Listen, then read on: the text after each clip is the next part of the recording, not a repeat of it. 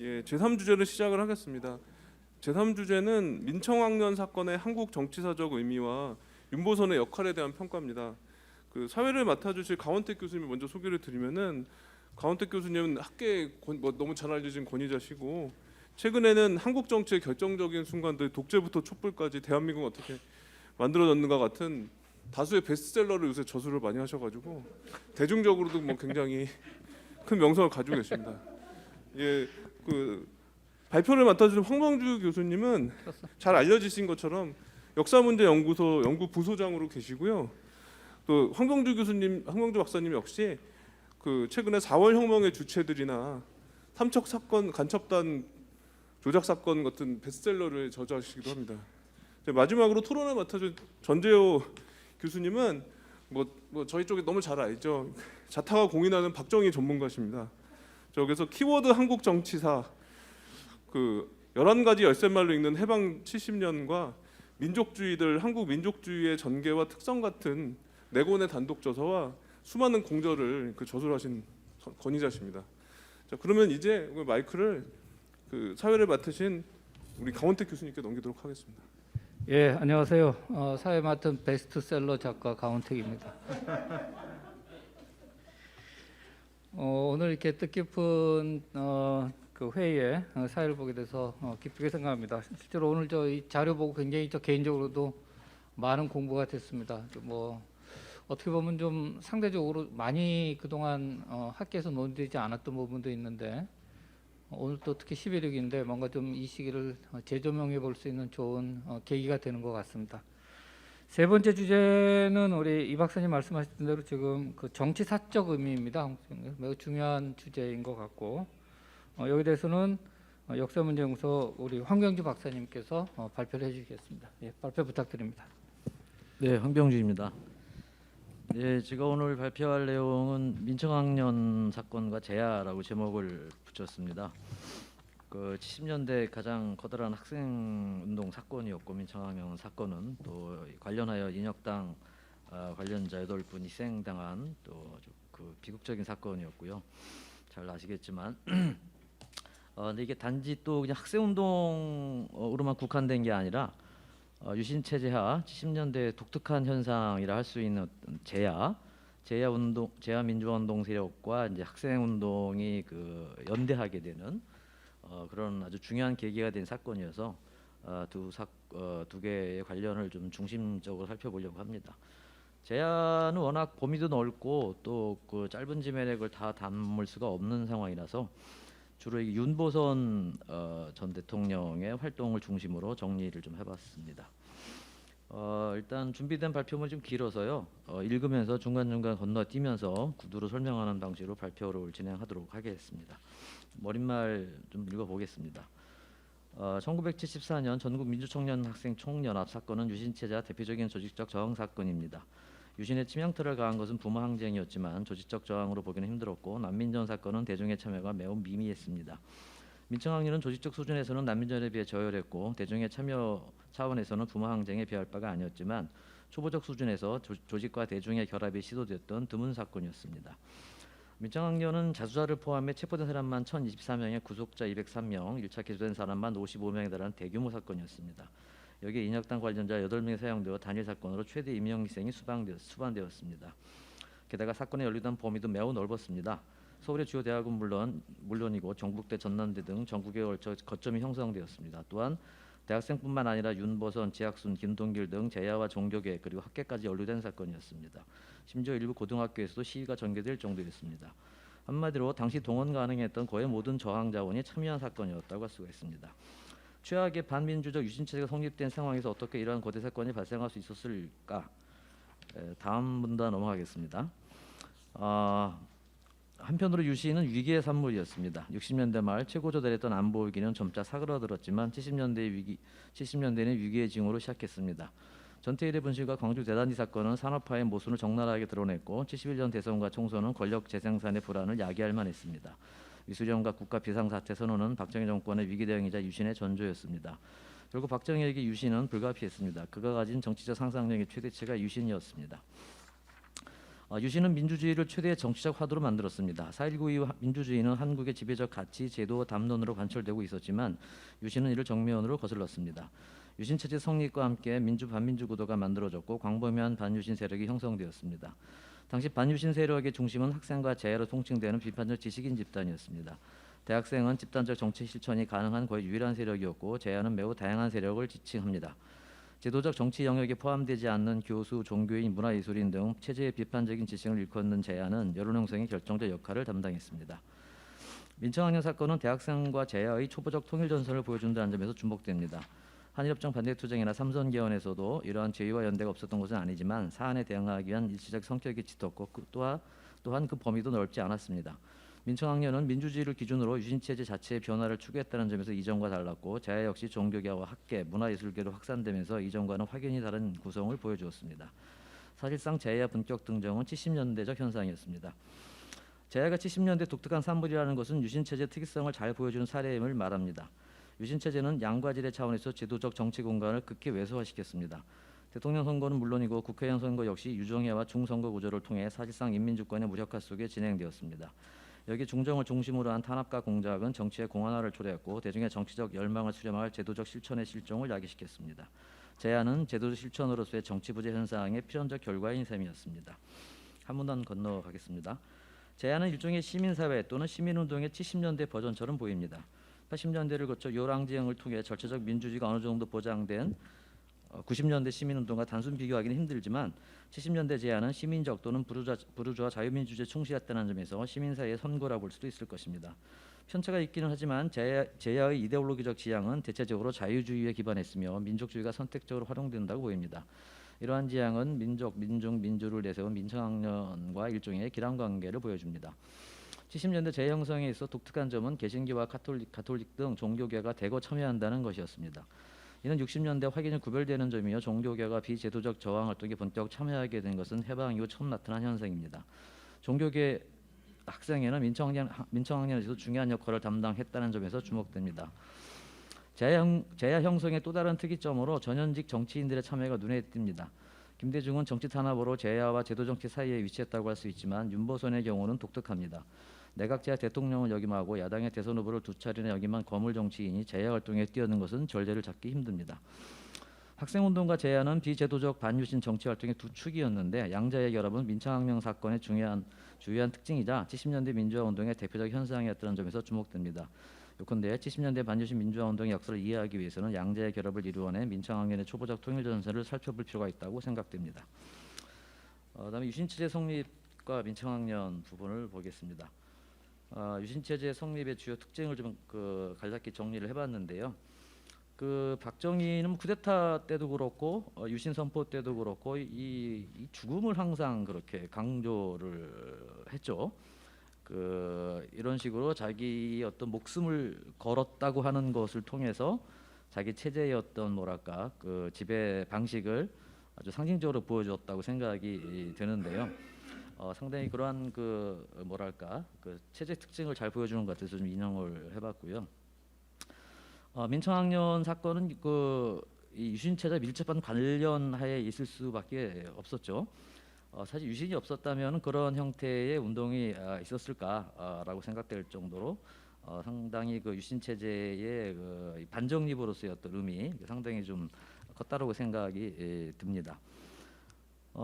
이 유신체제의 뭐 여러 가지 측면을 많이 알려지고 연구된 것도 있고 하니까 아까도 말씀드렸던 이 죽음을 볼모로 한 그런 식의 통치 질서를 강조했다는 것만을 좀 더 살펴보는 걸로 하겠습니다.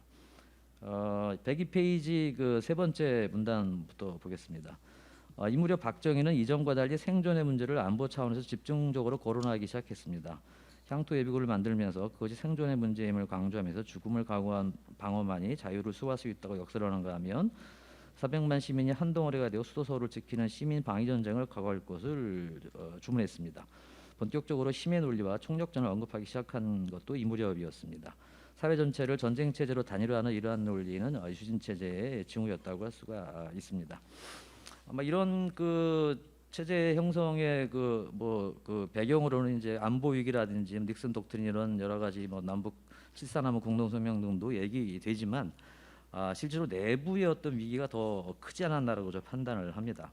70년대는 이제 산업화 효과가 서서히 나타나면서 그것이 새로운 위기의 징후로 전태열 여사의 분신이라든지 광주 대단히 사건 등으로 확인되다시피 그에 대한 대응 체제로서의 그 의미가 컸다라고 생각이 들고요. 이런 맥락에서 박정희는 그 유신을 통해 자신의 이상적 국가를 구현하고자 했다라고 판단이 됩니다. 이걸 잘 보여주는 것이 이제 그 유신 헌법일 텐데요. 그 이데올로그였던 갈봉근이나 뭐 한태현 이런 사람들의 그 주장들을 보면은 이게 이제 유신 체제가 어떻게 이 제도적 정치 그 영역을 축소시켰나를 보여준다고 생각해서 좀 적어봤습니다. 103페이지 그 두 번째 문단의 중간부터 좀 보겠습니다. 정치적 정통성의 핵심은 국민 주권이었는데 갈봉근은 그것을 개체의 주권의 합산으로서의 국민 주권이 아니라 전체로서의 국민의 단일한 주권만이 존재한다고 주장했습니다. 즉 개별적 이익의 합산보다는 전체적인 일반 이익이 우월하다는 전제 아래 정립된 국민 주권의 원리라는 논리였습니다. 따라서 통일주체 국민회의는 대통령이 불가분적인 국민 의사에 의해서 선출될수록 하는 주권적 수임 기관이 됩니다. 이처럼 대통령은 개별 이익을 넘어서는 일반 이익의 체현체인 반면 국회는 개별 이익의 대변체에 불과하게 됩니다. 그래서 유정혜 의원 같은 경우 한태원의 말에 따르면 개별 이익 속에 투입된 전체 이익이라고 정당화를 하는 것이죠.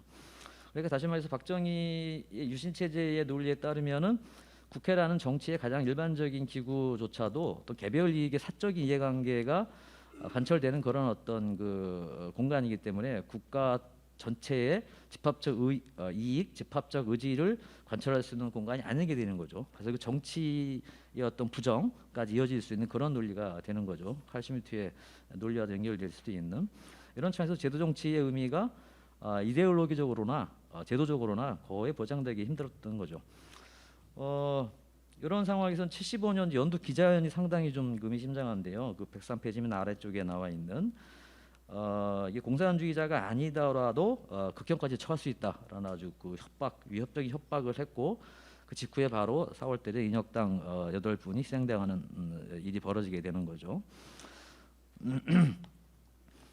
그래서 104페이지 그 민청학년 조직가 활동 바로 위에 문단만 읽어보겠습니다.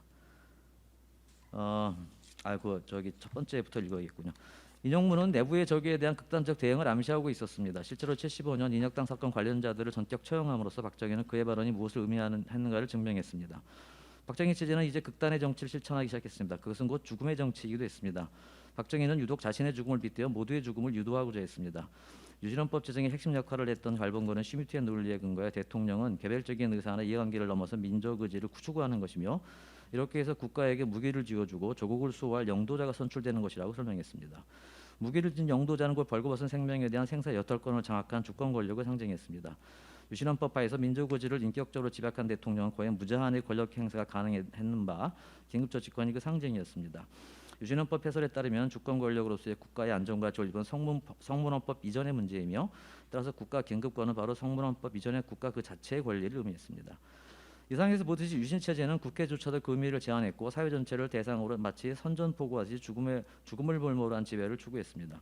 유신 체제는 논리적으로나 실제적으로나 정당과 국회를 포함한 제도 정치를 형해화하면서 노골적 폭력을 전면화했습니다. 상황이 이러하였기에 정당보다 학생운동과 재해가 정치적 저항의 전면에 부각될 수밖에 없었고 그 선봉에 있던 것이 민청학년이었습니다. 민청학년의 조직과 활동 72년 유신선포 이후 학생운동은 한동안 소강 상태를 유지했습니다. 본격적인 운동의 부활을 알린 것은 74년 하반기 12시위였습니다. 서울대 물리대의 나병식, 정문화, 황인성 등이 주도한 이 시위는 이듬해 민청학년의 투쟁을 예고하는 신호탄이었습니다. 서울대 물리대 학생 6,700명이 순식간에 집결해 정보정치 중지, 기본권 보장, 김대중 납치 사건 진상규명 등의 요구를 내걸고 시위를 벌였습니다. 이후 4일에는 법대, 5일에는 상대가 시위와 농성에 돌입했고 6일과 10일에는 이화여대 숙명여대의 축제 행사 취소가 결의되기도 했습니다. 이후 10월 중순 이후로는 맹유에 돌입하는 시위가 대학가로 확산되기 시작했습니다. 학생들의 투쟁은 종교계, 언론, 학계 등에 큰 충격을 주었고 11일부터는 유신체제를 비판하는 각계 성명서가 줄을 이었습니다. 이 여세를 몰아서 10일부터 개헌청원 서명운동이 개시되었고 12월 24일은 장준하, 백경, 개운지 등 30여 명의 발기로 개헌청원 100만인 서명운동이 개시되었습니다. 그래서 이제 74년 1월 8일에 긴급조치 1호가 발동되죠. 그렇지만 이제 그 한번 불붙은 학생운동은 쉽게 사그라들지 않았고 더 큰 투쟁을 준비하게 됩니다. 73년 가을 투쟁은 유신 체제에 대한 광범위한 반감을 배경으로 했습니다. 삼선 경영까지만 해도 투쟁의 범위는 넓지 않았습니다. 야당과 대학생 그리고 일부 비판적 지식인 참여한 정도였습니다. 그러나 유신 선포 이후 지식인 사회에 광범위한 반대 기류가 형성되기 시작했습니다. 정치에 별 관심이 없었던 지식인들조차 유신 체제는 너무 심하다는 인식이 확산되었고 특히 종교계의 움직임이 두드러졌습니다. 이전까지 종교계가 정치 문제에 개입하는 경우는 찾기 힘들었습니다. 유신 이후 종교계는 반유신 민주화 운동의 핵심 세력으로 급부상하게 됩니다. 두 문단 건너뛰겠습니다. 넓게 퍼진 반유신 분위기를 배경으로 민청학년 투쟁을 주도한 것은 서울대 운동권이었습니다. 12투쟁을 치르고 난 74년 초 서울대 학생운동권은 삼성기원 반대투쟁에 참여했던 서중석, 유인태, 정윤관, 안양루 등의 선배 그룹과 7071학번 후배 그룹으로 대별됩니다.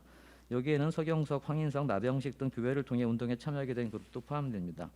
이들이 초기 민청학년 활동의 주축이었고 여기에 장일순, 지학순, 박재일 등의 원주 그룹이 결합되었으며 조영래, 장기표, 유근일, 이원배 등의 졸업생 선배들이 연결되었습니다. 또한 윤보선, 장준하, 함석헌, 백기환, 김동길, 백낙충 등의 정계와 학계, 제야 지식인 집단이 중요한 역할을 했습니다.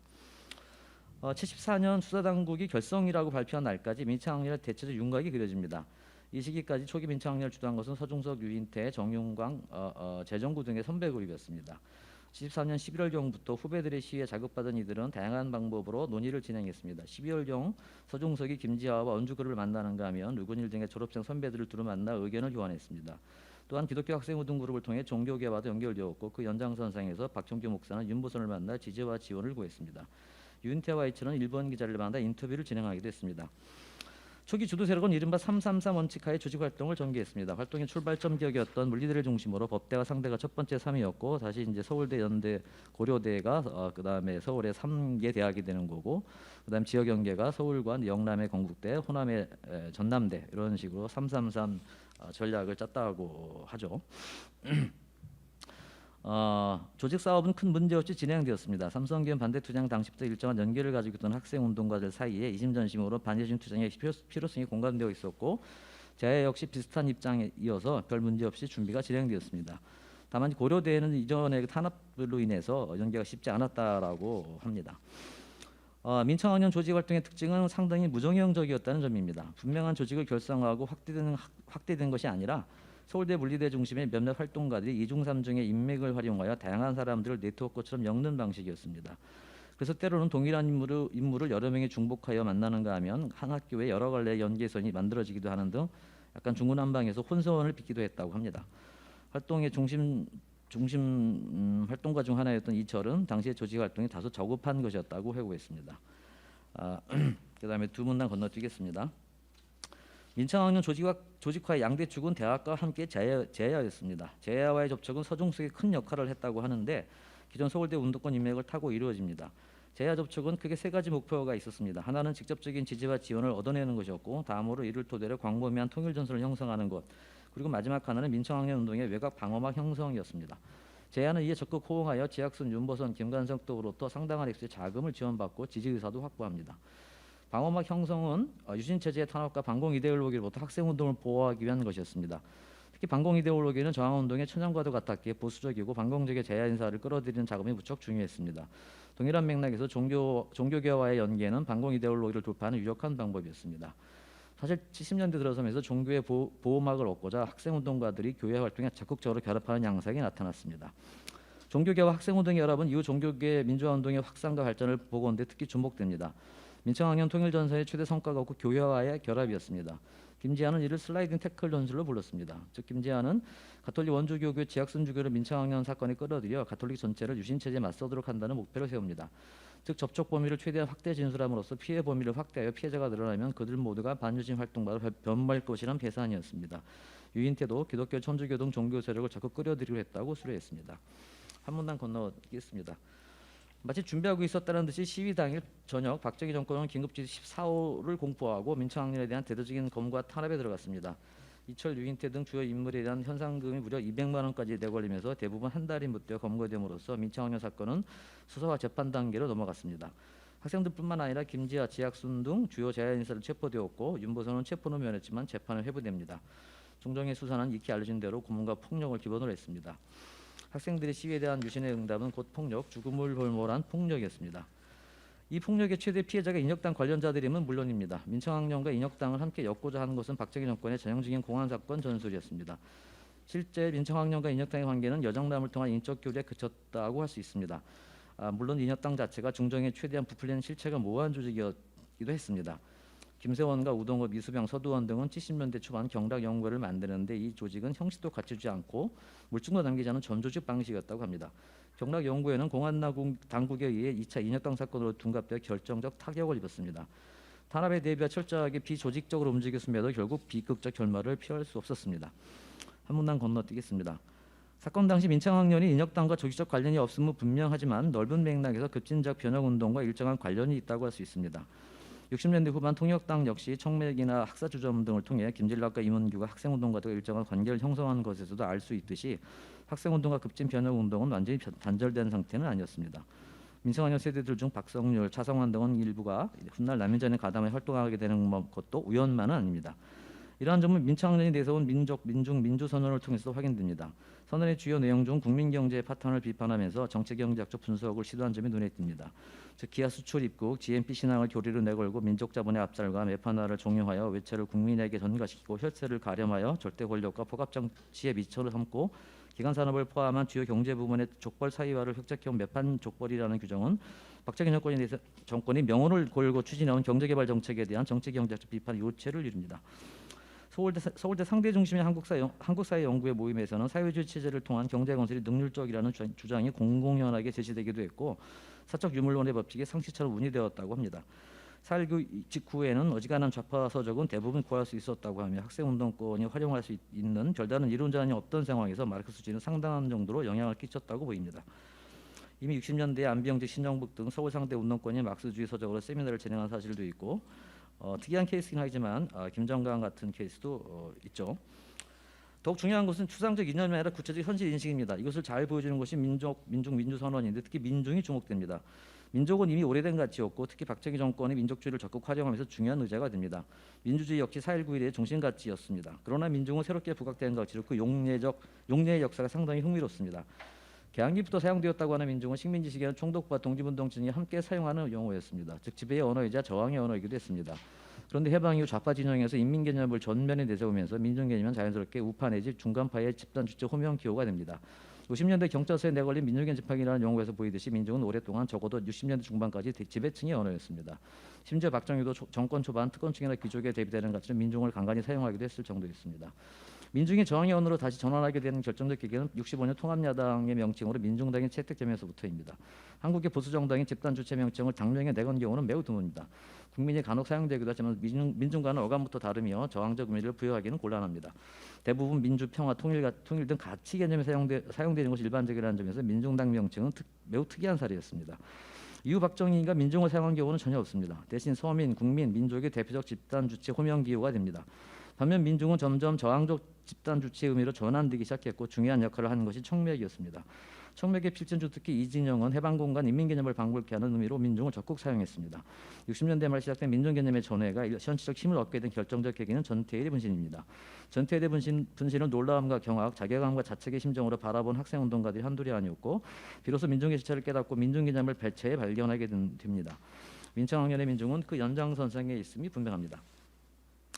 그다음에 이 화염병 제조 여부도 상당히 좀 주목되는데요. 그 언론 보도만 놓고 보자면 71년 12월 13일에 서울대 시위에서 화염병이 사용되었다고 하는데 이게 3개를 사용했다고 하는데 이게 그 언론 못한 이래를 굳히고 후속 보도 전혀 없어가지고 이게 실체가 어떤 건지 좀 제가 아직 확인을 좀 못하고 있습니다. 어쨌든 화염병은 이제 민청학년 그 지도부에서는 논의만 하고 결국 만들지 않기로 했다라고 이제 그랬는데 또 일부에서는 바카스병 500개를 준비하기도 하는 등 그 준비에 들어가기도 했던 것 같습니다. 어쨌든 실제 만들어 사용되지는 않았지만 한 10년쯤 뒤에 이제 80년대 초중반부터 본격 사용되는데 그런 맥락에서 70년대, 80년대 학생운동의 어떤 연속성의 한 자락을 보여주는 거 아닌가 생각됩니다. 민청학년과 제야, 윤보선을 중심으로 민청학년은 그 제야와 연계를 위해 많은 노력을 기울였습니다. 특히 종교계와의 연계를 주목할 만한 사실이었습니다. 유신 체제는 제도 정치 영역의 비중을 급격하게 축소시키고 정치를 치안으로 대체하고자 했습니다. 이에 따라 유신 체제는 비제도권 정치를 활성화시킬 수밖에 없었고 이것이 제야라는 독특한 영역이 구성된 가장 중요한 배경이 됩니다. 게다가 제도권 내 야당이 사쿠라 소리를 들을 정도로 수능적인 태도를 취했기에 제야의 저항이 더욱 중요해질 수밖에 없었습니다. 여기서는 이제 윤보선의 활동을 중심으로 좀 보겠습니다.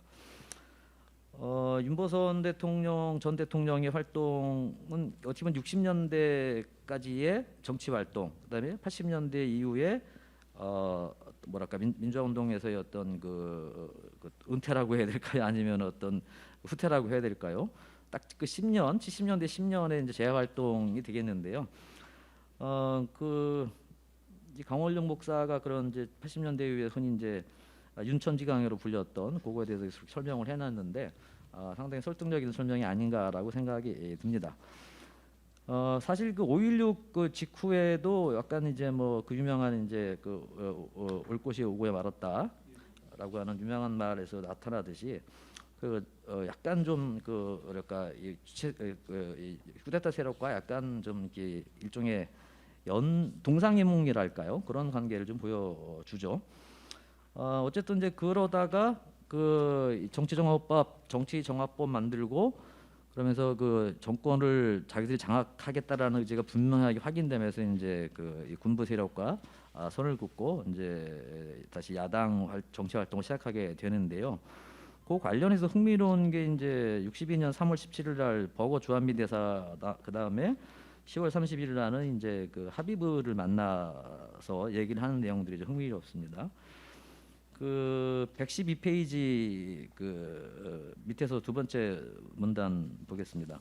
위 전문에서 버거 대사는 군정 세력을 매우 호의적으로 평가했습니다. 반면 윤보선은 구례의 양반 지주 가문 출신을 강조했습니다. 그런 농지개혁 이후에도 여전히 부유하며 나이 들고 보수적이고 스코틀랜드에서 교육받았으며 여행을 많이 다녔는가 하면 기독교도이며 흠잡을 데 없는 개인적 도덕성을 가진 인물이라고 했습니다. 반면에 군정의 지도자들은 대부분 가난한 집안의 시골 출신이고 종교도 없으며 젊은 세대였고 게다가 한국의 봉건 전통에 매우 비판적이었으며 개혁을 열망하고 있다고 평가했습니다. 윤보선은 이들과 거의 공통점이 없었습니다. 버거 대사는 박정희와 윤보선이 서로 대화하도록 시도했지만 아무런 성과도 없었다고 강조했습니다. 62년 10월 30일에 그 하비브를 만나서 또 그 대화를 나누는데요. 여기서 흥미로웠던 것은 이제 윤보선이 이제 장기 방미를 강력하게 요구했다라는 부분이었습니다. 64년 이제 대선이 대선 국면으로 들어가게 되면 자신이 대통령 선거에 무관할 수가 없게 되는데 본인은 전혀 출마할 생각이 없기 때문에 미국으로 좀 피신을 가 있어야겠다 이런 이제 근거를 대면서 미국의 초청을 강력히 요구를 합니다. 그런데 미국은 당신 같은 한국인이 너무 많다라는 말을 하면서 이제 완곡하게 이제 거절을 하게 되는데요. 66년에도 또 이제 대선을 앞두고서 또 미국 방미를 추진을 했다가 그때는 약간 공개적으로 하긴 했습니다만 또 실패를 하게 되는데. 어쨌든 내각제 하이긴 했지만은 대통령을 역임했고 야당 대통령 후보를 두 번이나 역임했던 거물 정치인이 미국을 한 번도 못 갔다라고 하는 건 아주 특이한 케이스죠. 결국 70년인가에 가서 이제 개인 자격으로 미국을 3일 정도인가 방문한 것밖에 없습니다. 그러니까 당시 DJ나 YS는 물론이고 애지간한 정치인이면은 뭐 미 국무부 초청으로 미국을 한 번씩 다 갔다 오는데 윤보선 전 대통령은 결국 미국을 공식 초청으로 한 번도 못 가는 상황이 되죠. 이게 뭘 의미할까? 미국이 카드를 하나만 쓰는 스타일이 아니지 않습니까? 이제 박정희 정권도 지지하고 그다음에 야당이나 아니면 비판적 진영에도 일정한 도움을 주면서 여러 카드를 동시에 이제 활용하는 이런 전략을 많이 일반적으로 보여주는데. 윤보선 전 대통령 같은 경우는 상당히 거물급 정치인이고 정치적 카드로 활용할 수 있는. 근데 박정희 정권 압박할 때 딱 써먹기 좋은 카드일 수도 있는데 왜 그렇게까지 했을까라는 좀 약간 의문이 들긴 합니다. 어쨌든 다들 잘 아시다시피 한국 정치에서 미국의 역할, 특히 60년대라는 맥락 속에서 미국의 어떤 위상과 역할을 생각했을 때 윤보선의 실망감이랄까 상당히 크지 않았을까. 그리고 미국과의 이런 대화 경험들을 통해서 미국을 박정희 정권을 상당히 강하게 지지하고 있지 않냐라고 하는 그런 뭐랄까 의심 내지는 의혹이 들었지 않았을까 생각이 듭니다. 결국 60년대 내내 윤보선의 정치 활동은 계속 실패와 좌절의 연속이죠. 두 번의 대통령 선거 다 졌고, 그다음에 한일협정 반대 투쟁 또한 결과적으로는 이제 한일협정을 막지 못했고, 삼성계엄 반대 투쟁 역시 실패하게 되고, 계속 그 최강경의 입장을 취하죠. 윤보선 대통령은 계속해서 이 한일협정 반대 투쟁 당시에도 국회의원 사퇴해서 전원 사퇴를 강하게 요구를 했어. 그래서 결국 야당이 분열하게 되고, 삼성 개헌 반대 투쟁 당시에도 상당히 강력한 투쟁을 전개했지만 결국은 점점 그 제도 정치권에서 소수파로 밀리는 형국이 되죠. 특히 60년대 말에 가게 되면은 이제 연배도 있고, 그러면서 이제 마지막으로 이제 그 71년에 이제 국민당을 만들게 되는데, 이때 이제 벌써 제야와의 접촉면이 상당히 넓어지긴 한 거죠. 제야 인사들 많이 결합해서 국민당을 만들지만 어쨌든 대선과 총선에 다시 한번 실패하게 되고, 결국은 이제 그 정치 활동에서 은퇴를 하게 되는, 그러면서 이제 민주화운동이 본격적으로 진행되게 되는 거죠. 그래서 115페이지 한 줄 띈 부분부터가 이제 민주화운동 시작되는 부분인데요. 뭐 시간이 좀 예, 괜찮습니까? 예. 1972년 유신 체제가 성립되자 윤보선의 민주화 운동이 본격화됩니다. 이전 시기까지는 정치 활동의 측면이 강했으나 유신 체제 하에서 그의 활동은 제도 정치권에 머무르지 않고 제야 인사로 거리의 민주화 운동의 성격을 강하게 띠게 됩니다. 윤보선의 제야 민주화 운동은 민주소 국민협의회 참여로부터 시작됩니다. 71년 4월 19일 김재준, 이병린, 천관우를 대표위원으로 창립된 민주소 국민협의회는 애초 공명선거를 위한 운동 조직으로 출발했지만 상설 조직화되어 제야 민주화 운동의 중요한 역할을 담당했습니다. 잠시 수면날 참전했던 운동권을 이제 그 유명한 73년 남산 부활절 연암제비 사건으로 다시 시작하게 되고, 하반기 아까 보았던 학생 운동 되면서 다시 이제 활성화되게 되죠. 그래서 그 개헌청원 100만 서면 운동 하게 나서게 되고요. 그래서 그 115 맨 밑에 이를 계기로 윤보선은 민주화 운동의 전면에 나서게 되었고, 74년 12월 24일에는 헌법 개정 청원 운동본부를 구성하고 개헌청원 100만인 서면 운동을 시작했습니다. 개헌청원 운동에 일정한 반향을 얻어 제도 정치권의 신민당도 참여하고 공화당 내에서도 정구영과 예춘호가 탈당하여 반신 운동에 동참하게 되었습니다. 이에 박정희 정권은 본격적인 긴급조치 시대를 열게 됩니다. 74년도로 박정희 정권은 유신헌법에 대한 일체 비판과 논의를 금지한 긴급조치 1호를 비롯해 불과 2년 동안 9호까지 발동했습니다. 그중 중요했던 것이 민청학년 사건을 규정한 4호였습니다. 74년 4월 민청학년 사건이 발표되면서 윤보선은 그 배후로 몰려 내란죄로 군법회의 법정에 서게 되었습니다. 민청학년 사건으로 재판정에 서게 된 윤보선은 민주화운동에 큰 자산이 된 것이 분명했습니다. 전직 대통령이라는 후광과 확실한 반공주의자라는 조건은 반공 이데올로기에 피해를 당하고 있던 민주화운동 세력에게 큰 버팀목이 될 수 있었습니다. 사실 윤보선의 강력한 반공주의는 유명했습니다.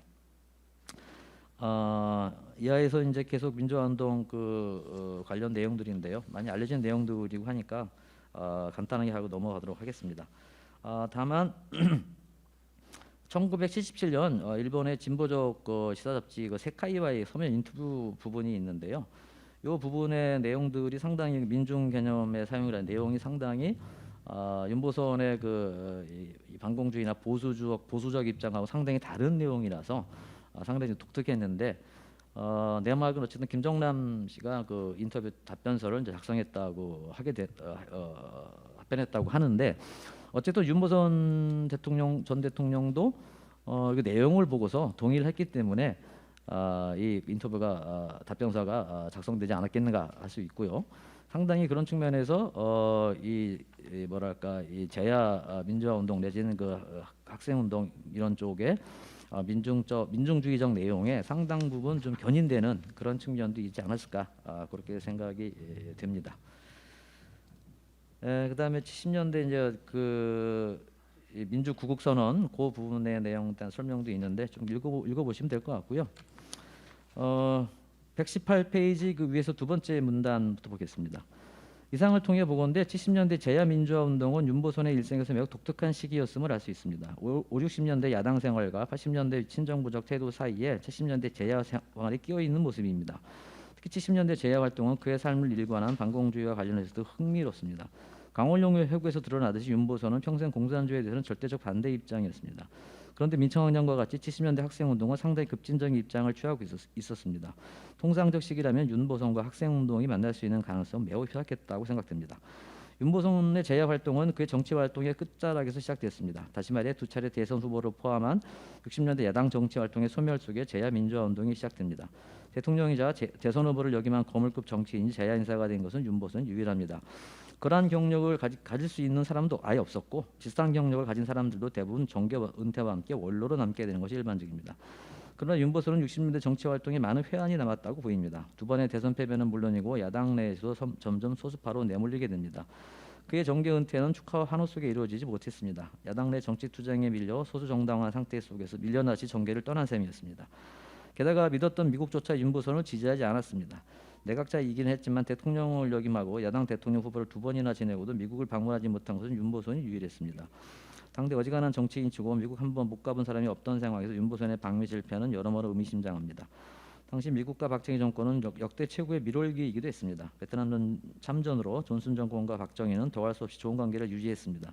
이런 상황에서 윤보선은 미국에게 성가신 야당 인사에 불과했다고 하겠습니다. 따라서 윤보선은 정치 활동에 대한 미련이 컸다고 보입니다. 그러나 무엇보다 유신체제 선포가 중요했습니다. 민청학령과 윤보선을 연결시켜준 것은 역설적으로 유신체제였습니다. 유신체제의 비민주적, 반자유주의적 지배체제에는 이에 반대하는 여러 이질적 흐름들을 반유신이라는 단일한 전선으로 결집시켜준 결정적 요소였습니다. 윤보선은 학생운동을 비롯한 제야운동 진영의 이데올로기적 지향을 의심스러워했고 학생운동은 보수파를 일관한 윤보선의 운동성을 미심쩍어 할 수 있는 상황이었습니다. 보수적 자유주의 세력조차 적으로 돌려버릴 만큼 유신체제는 극단적이고 폐쇄적이었습니다. 역으로 유신체제가 없었다면 윤보선의 제야민주화 운동도 불가능했거나 제한적인 의미밖에 없었을 것이라고 생각합니다. 이상입니다. 예, 수고 많으셨습니다. 다음 토론으로 전재호 교수님 말씀 듣겠습니다. 예, 소개받은 전재호입니다.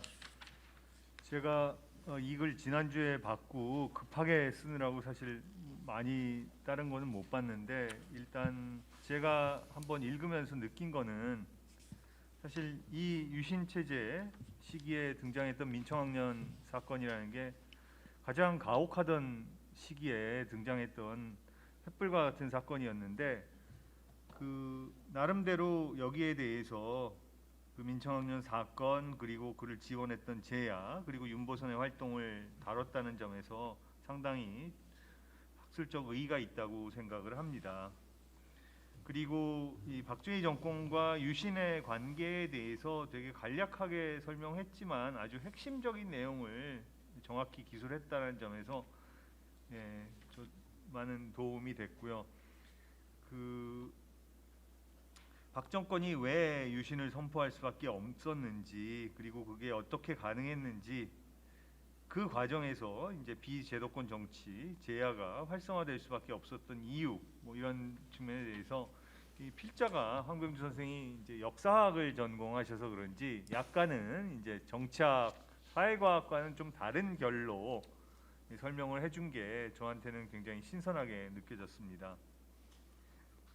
그리고 이제 민청학년 조직 활동에 대해서 이제 주도 세력, 참여 세력이 어떻게 확장이 되었는지 그것이 가진 역사적 의미가 어떤 건지 특히 이제 선후배 그룹 연계, 대학과 제야가 연계하는 것이 갖는 의미, 특히 이제 보수 반공 제야 인사 및 종교계와의 연계가 반공 이데올로기를 돌파하는 방법이었다는 점을 제시했다는 점에서 의의가 있고요. 그리고 또 약간 이제 민청학년 사건의 그 이념적인 문제이긴 하지만 이제 민중민족 민주선언이라는 것에서 이제 민중 개념을 가지고 또 역사적으로 접근을 했습니다.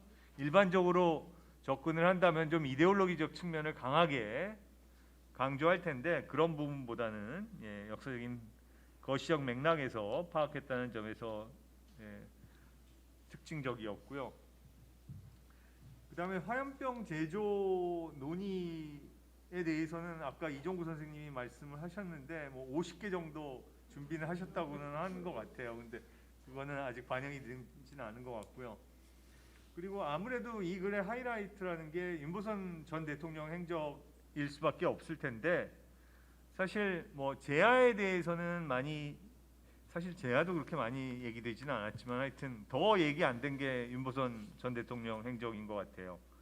그리고 이제 필립 하비브하고 윤보선 회담 뭐 이런 내용들 같은 경우는 역시 국편에 있기 때문에 장점을 살려가지고 미국 문서를 통해 가지고 이렇게 발굴을 해낸 부분인 것 같고요.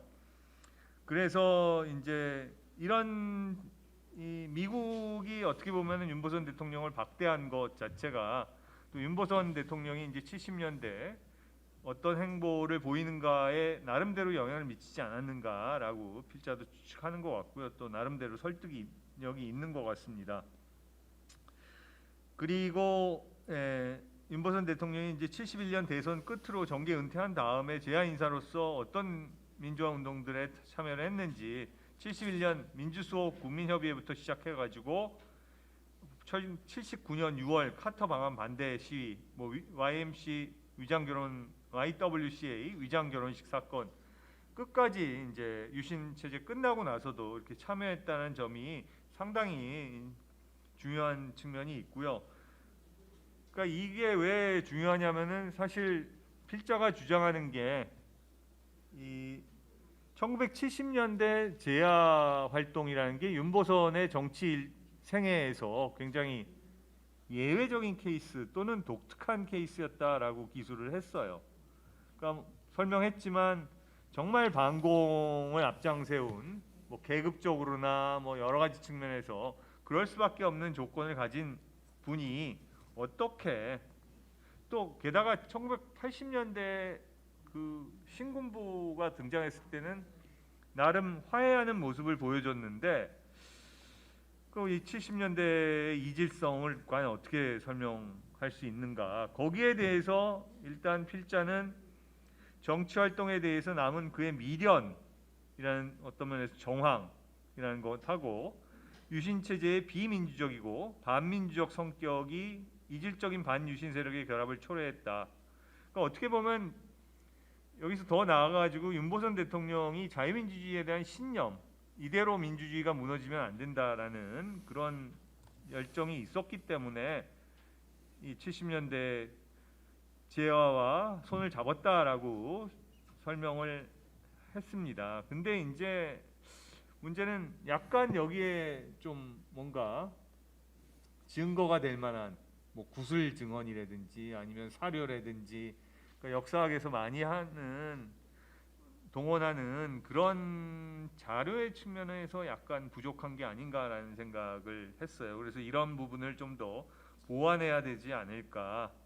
그러니까 그리고 이제 더 나가서 이제 77년 색가이와 인터뷰 내용을 기술하면서 답변에서 반공주의 흔적이 거의 없고, 근데 그거에 김정담 진술에 따르면은 윤보선의 육성은 아니다라고 기술하면서도 그가 내용 검토를 했을 것이기 때문에 내용상 동의가 된 것이라고 이해된다라고 기술을 했어요. 그리고 또 다른 부분에서는 70년대 민주화운동 진영의 논리와 입장이 윤보선을 관통하고 있다, 뭐 이렇게도 기술을 했거든요. 그래서 사실은 이 70년대 후반 또는 70년대 전체 그의 사고와 80년대 그의 행보가 갖는 괴리를 설명하기 위해서라도 70년대 그의 인식에 대한 추가적인 서술이 필요해 보이지 않는가. 그래서 제가 이제 윤보선에 더 초점을 맞춘다면은 윤 전 대통령이 반공 인식 자체가 어떻게 변화한 게 아닐까, 뭐 이런 것도 찾아볼 수 있는 게 아닌가라는 생각도 들었고요. 그리고 이게 단지 윤보선 대통령뿐만이 아니라 당시 반공적인 사고를 가지고 있었던 한국 보수 세력의 일부가 어떤 반공 인식에서 좀 변화가 일어난 게 아닌가, 뭐 이런 식으로 좀 확장해서 볼 수 있지 않을까라는 생각이 좀 들었습니다. 그리고 아쉬운 점은 이제 마지막으로 아쉬운 점은 제야 부분에서 너무 윤보선 대통령에만 치중을 하니까 나머지 부분은 좀 너무 빠진 것 같아서, 물론 여러 가지 시간 관계상 그랬겠지만 그런 부분이 좀 보완됐으면 하는 마음입니다. 이상입니다. 예, 감사합니다. 일단 준비된 발표와 토론은 다 끝이 났고요. 일단 말씀하시기 전 혹시 플로어에서 질문이나 뭐 코멘트나 의견 있으시면 김 교수님 마이크 어디 갔지?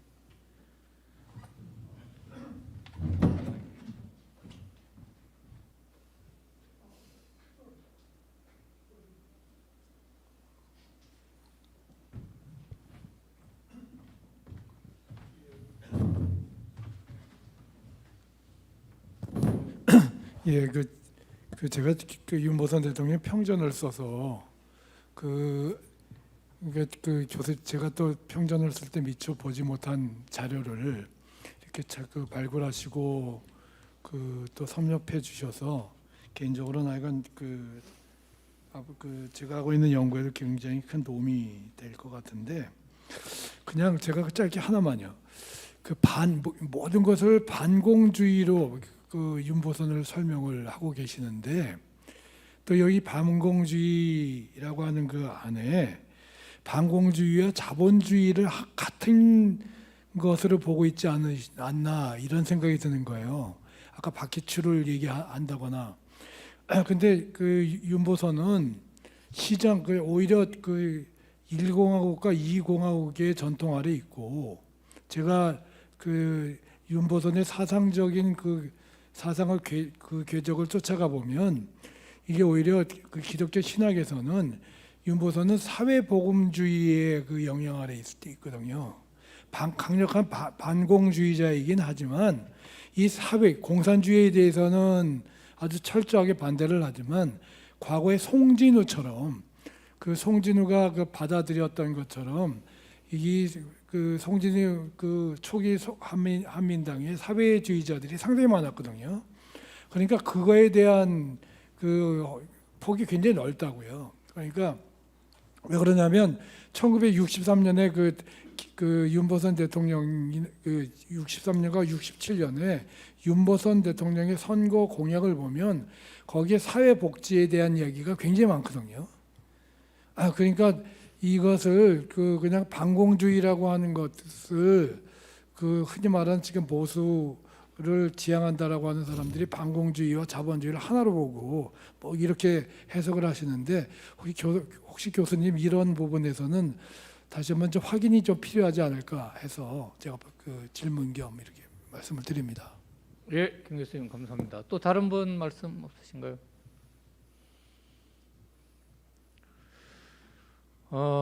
그러면 제가 그냥 코멘트인데요. 그러니까 좀 정치학자라서 입장이 좀 다를 수 있을 것 같은, 좀 미신적인 관점이 아무래도 역사학적으로 사는 거고, 저는 이제 사실은 국가와 시민사회의 관계 속에서 유신이나 민청학년을 봐야 되지 않나, 이런 특히 그걸 봐야 되지 않나 이런 생각이 드는데, 어떤 면에서 보면 이제 유신이라고 하는 건 국가가 가장 강력했던 시점이라고 볼 수 있는 거죠. 어떠한 반대라든지 저항을 용납하지 않는 시점이었고, 이제 그때 이제 저항이라는 게 그 안에서 나왔었는데, 그 이전의 단계랑의 좀 구별이 좀 필요하지 않나 이런 생각이 들거든요. 그러니까 요즘 60년, 그러니까 4.19 같은 경우에 일어났던 것들은 대개 학생들에 의해서 일어났던 거고, 그는 일단 일반 시민들도 참여를 했지만 어떤 주체 자체가 일어났던 거고, 그 이후에는 민청학년과 관련한, 특히 이제 제야와 관련해서 제가 좀 말씀드리고 싶은 부분은, 학생들이 아닌 주체로서 등장한 어떤 저항적 집단, 그러니까 이게 엘리트층하고도 돼 있고, 일부는 과거 국가 영역에도 있었던 사람들이고, 그런 측면에서 보면 이게 그 다음 단계로 넘어가게 되는 데 있어서 굉장히 중요한 어떤 징검다리 같은 역할이라 그럴까? 하여튼 그런 변화의 기적이 좀 느껴진다, 이런 느낌이 좀 들거든요. 그래서 제야와 관련된 부분에서 한국 민주주의 운동사나 혹은 정치적 저항사의 관점에서 보게 되면 조금 그런 흐름 속에서 우리가 읽어보는 것도 중요하지 않을까. 그리고 거기서 이제 우리가 윤보선 대통령의 역할 같은 것도 찾아볼 수가 있을 것 같다. 그래서 과거에 참여하지 않았던 그런 분들이 유신을 통해서 이제 민청학년이라든지 이런 데서 두드러지게 활동은 되지만, 제야의 역할이라고 하는 것을 그런 흐름 속에서 한번 읽어보는 것도 필요할 것 같다, 이런 생각이 발표하시는 걸 들으면서 그런 생각이 들었습니다. 더 말씀이 없으시면 이제 발표자의 말씀을 듣도록 하겠습니다. 황 박사님. 예, 일단 윤보선의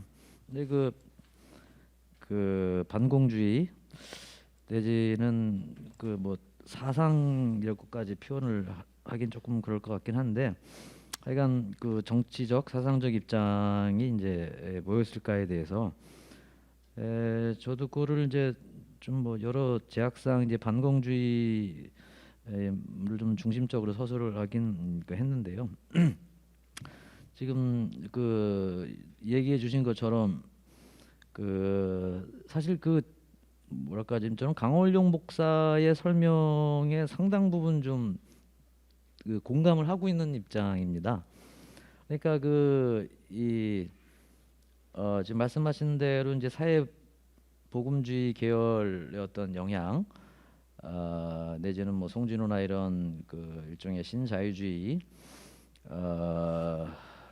그런 20년대부터 이미 뭐 장덕수나 송진호 이런 게 동아일보 계열은 이제 그 신자유주의 영향을 상당히 강하게 받았고 그것이 뭐랄까 약간의 그 반자본주의에 대한 상당히 비판적 입장을 견지하게 했고 또 워낙 좌파가 이 사회주의 운동에 세게 치고 들어오는 상황이었기 때문에 그에 대응하기 위해서라도 그런 특히 또 1차 대전 이후에 개조열풍도 있고 해서 그런 식으로 이제 분명히 이제 그런 입장의 반공 진영이라고 해서 아주 이렇게 단일하게 그런 무지막지한 그러니까 박정희와 똑같은 뭐 그런 식의 그건 당연히 아닐 거라고 생각을 합니다.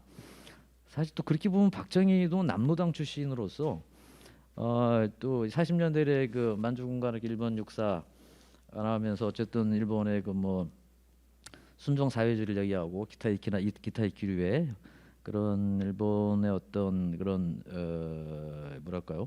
근데 초국론하고 연결될 수도 있을 것 같은 오히려 그래 박정희의 입장은 자유주의보다는 오히려 남로당이 훨씬 더 친화성이 높았다고 저는 봅니다. 사실 이렇게 일제 시기의 경험과 그런 차원에서 그런 맥락에서 사실 이게 우리가 반공이냐 아니냐 윤보선뿐만 아니라 박정희도 그렇고 뭐 어떻게 보면 더 확장하자면 김대중도 그렇고 그렇게 어떤 한 사람의 사상적 입장이나 이데올로기나 이런 거를 그렇게 간단하게는 당연히 설명할 수 없을 거라고 좀 생각을 합니다. 그래서 그 부분을 좀 토론해 주신 부분을 고맙게 받아들이면서 그 부분에 대한 좀 그 추가 제 그 연구와 고민 이게 공부가 필요하다고 생각이 들고요. 다만 이제 어쨌든 정세가 또한 중요할 텐데 한 사람이 뭐 한 입장을 가지고 이리관지할 수 있는 평생 이리관지하는 건 아닐 테니까요. 60년대의 윤보선 입장과 50년대 또 70년대 다 다르고 80년대가 다 다른 거였죠.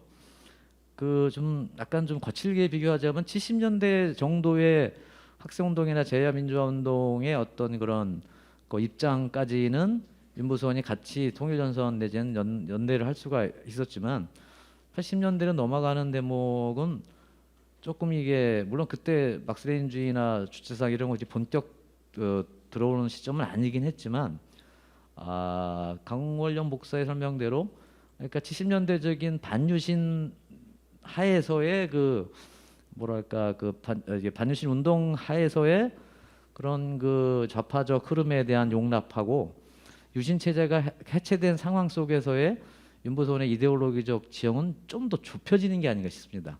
그러니까 유신 체제 내지는 박정희에 대해서는 아주 강력한 그 비판과 부정 의식이 아주 강력했기 때문에 반박정희 운동을 하는 데 있어서는 이념적 그 스펙트럼이 넓어질 수밖에 없는 거죠. 최대한 박정희를 공격하기 위해서는.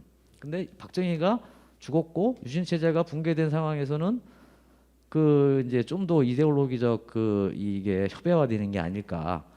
그거를 이제 강원련 목사가 잘 포착해서 설명을 한 게 아닌가 그런 그래서 시대적 맥락, 역사적 그 정세를 볼 필요가 있다라는 좀 그런 생각이 좀 들었고요.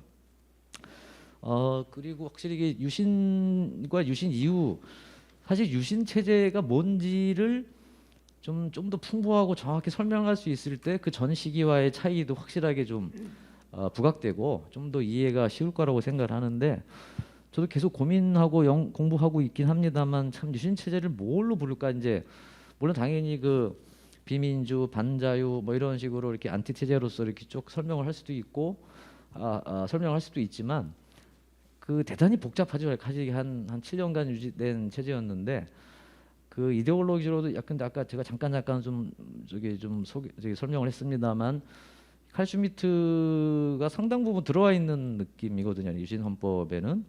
근데 칼슘이트는 또 의외로 이미 52년인가에 그 전시과학이라는 잡지에 황산덕이 처음으로 이제 칼슘이트를 소개한 거로 저는 제가 알기로는 그런데 의외로 그 법 개통으로서 일찍 들어왔고 한태원 50년대부터 60년대 한태원이나 뭐 이런 쪽으로 해서 쭉 그 계보가 있는 것 같고 이게 다들 잘 아시겠지만 박정희 체제라고 유신 체제라고 하는 게 박정희 혼자 만든 게 아니지 않습니까? 박정희 이름으로 책이 4권 나왔지만은 다 대필이거든요. 다 지식인들 대필한 거고 뭐 이만갑 선생도 그 동원됐다고 하기도 하는데 일부 뭐 국가혁명과 나는 박상기 대필했다고 얘기를 해서 알려지긴 했지만 그러니까 그 지식인들을 처음으로 대거 그 권력으로 끌어당겨서 이데올로기를 만들어내고 이랬던 첫 체제죠. 그러니까 이승만은 워낙 자기가 똘똘해서 자기가 박사라서 자기보다 똘똘한 지식인은 없다라는 생각하에 뭐 별로 안 했다는 얘기도 있는데 어쨌든 그래서 이 박정희 개인의 문제가 아니라 당시에 엘리트 지식인 집단의 일부분 물론 어용이라는 말도 있고 뭐 다양한 표현을 쓸 수 있긴 하겠습니다만 한국 사회의 어떤 이데올로기적 지형도를 좀 전체적으로 그릴 때 유신 체제 이데올로기적 그 특이성도 좀 더 분명해질 수 있을 거다라는 거고 특히 저는 개인적으로는 그 군사주의를 조금 더 폭넓게 볼 필요가 있다. 역사적으로 볼 필요가 있다. 카타이커트 교수가 이제 박정희와 군사주의를 책을 한 권 내셨는데 그 확실히 그 이 군사주의가 그러니까 어떻게 보면 유신 체제는 군사주의와 자유주의가 기묘하게 결합되어 있는 정치적으로는 극도의 그 반자유주의 군사주의이면서 또 시장이나 경제 영역에서는 또 자유주의란 말이니까 뭐 8.3 조치 이런 게 있긴 합니다만 그 당시 핵심 이미 경제 관료들 저 미국 유학 갔다 오고 물론 70년대 중후반 넘어가야 되긴 하지만 이미 그 경제 관료 뭐 강경식이나 이런 사람들은 뭐 저기 79년 경제하는 종합시체 같은 경우는 완전히 그 제가 보기에는 한국에서 신자유주의로 넘어가는 결정적 계기가 되는 장면이거든요. 수입 자유화하고 시장 그 민간 자유로 다 하고 그 어떻게 보면 야당의 민주화 요구도 경제 영역에서는 뭐 한국은행 독립 이런 거잖아요. 그러니까 민간 자율 확대 이런 거잖아요. 관치금융 철폐 다 자유주의거든요. 한국의 어차피 70년대 민주화 운동의 컨텐츠의 8할 이상은 자유주의였다. 이게 자유주의라 쓰고 민주주의라 읽은 뭐 이런 게 있는 거죠. 그러니까 박정희 같은 경우도 이제 선별적으로 나눠서 타겟팅을 하는 것 같아요. 반자유주의는 확실하게 타겟팅을 하고 확실하게 부잡고 가고 민주주의는 살짝 전유하려는 시도를 합니다. 근데 이데올로기 다 붙어가지고 유신헌법만 보더라도 민주주의, 인민주권을 전면 부정하는 식으로 안 가잖아요. 그러니까 한국적 민주주의 이러면서 인민주권을 희한한 방식으로 현저시키는 거죠. 그런 거라든지 그러니까 한국의 지배 블록이나 지배 엘리트들이 어떤 식으로 지배 이데올로기를 구성해내고 어떻게 써먹는지 어떤 식으로 자기의 그 통치성을 확장시키려고 이렇게 해나가는지에 대해서 상당히 이제 복잡한 논의가 필요하다. 뭐 대중운동, 뭐 사회운동 이런 것도 그렇고 그런 맥락에서 이 유신 체제를 역사적으로 어떤 체제로 규정할 수 있을런지 한 단어로는 상당히 좀 저는 저희 주제로서는 도저히 안 되고 좀 길게 서술할 수밖에 없는데 이런 고민들이 좀 더 진전이 되면 좀 더 분명한 언어로 말씀을 드려볼 수도 있지 않을까라고 생각이 듭니다. 네, 예, 이상입니다. 감사합니다. 지금 시간이 저희들이 준비한 시간이 다 돼서 대충 마무리를 해야 될 것 같습니다. 뭐 좋은 의미 있는 연구를 발표가 됐고 또 앞으로 추가적으로 우리가 또 다뤄봐야 될 고민해야 될 그런 연구의 주제도 발견했던 시간이었던 것 같습니다. 발표를 맡아주신 황병주 박사님, 토론 맡아주신 우리 전재 교수님 감사드리고 제3주제 민청학년 사건의 한국 정치사적 의미와 윤보선의 역할에 대한 평가 세션을 마치도록 하겠습니다. 감사합니다.